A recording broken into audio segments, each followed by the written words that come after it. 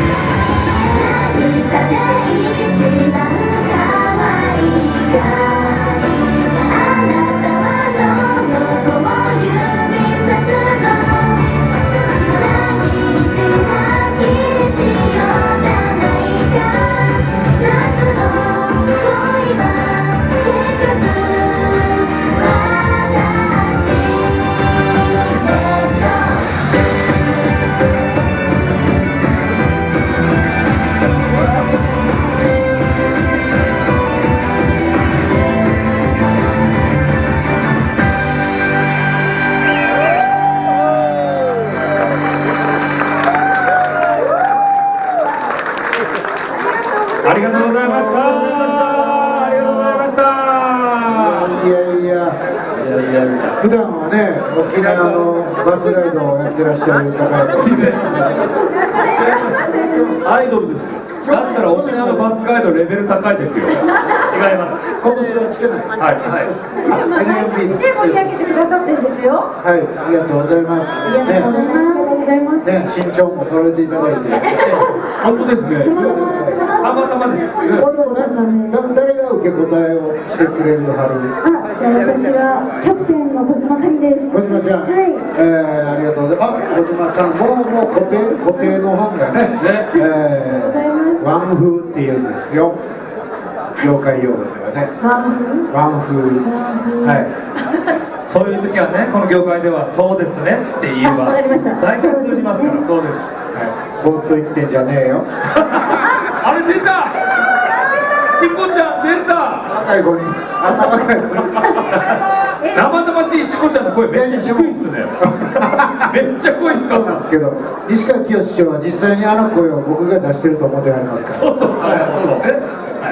どうでしたか、沖縄来てこうやって歌とパフォーマンス。はい、毎年やっぱり沖縄の皆さんに会える機会がこのイベントなので、毎回楽しみにメンバー来ているので、今年もこうやって食べたことがすごく嬉しいですし、4日間もうすごく楽しみです。この後どこで何するかとかちょっと宣伝しとき。明日ですね、ハワイアン TV 参加させていただいたりとか、リブにも参加させていただいたり、いろんなステージに出させてもらいます。もう日焼け止め塗ってね。そうですね、みんなバッチリです。はい。なるほどね。ご飯はどんなものが好きなの？沖縄の。何が好きですか？もずくの天ぷら。美味しい美味しい。一応ね、もずくの天ぷらもそうやし、葉っぱの何やったっけ、ちょっと苦いやつの。苦菜ですか？ゴーヤ？ゴーヤじゃない、ゴーヤは知ってる。もうそれを忘れんねん、そういう。大谷わかる？大谷わからん、全然わからん。苦菜じゃない？多分苦い葉っぱって。全国的に有名な。フーチバ？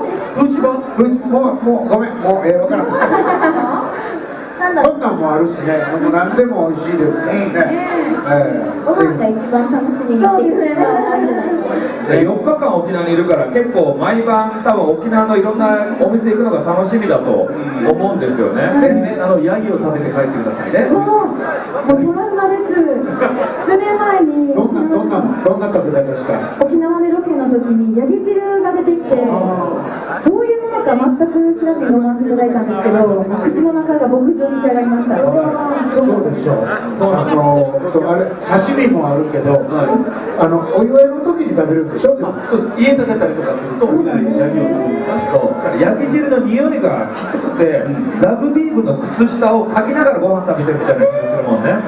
それがヤギ汁です。それも若い子はでもそういうスポーツのマネージャーになるみたいなイメージがあるから、ハマる子はハマるかもしれない。確かに足の匂いが好きな子は好きかも。いいですか？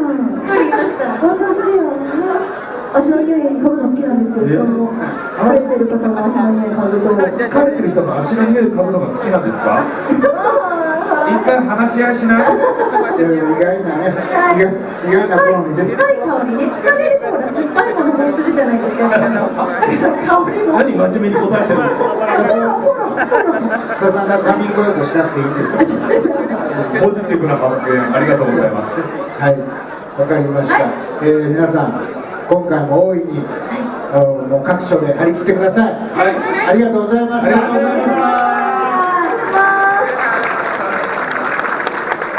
NMB48 の皆さんでございました。ありがとうございました。楽しんでください。さあ、沖縄の三振演奏、アイドルパフォーマンスと大きな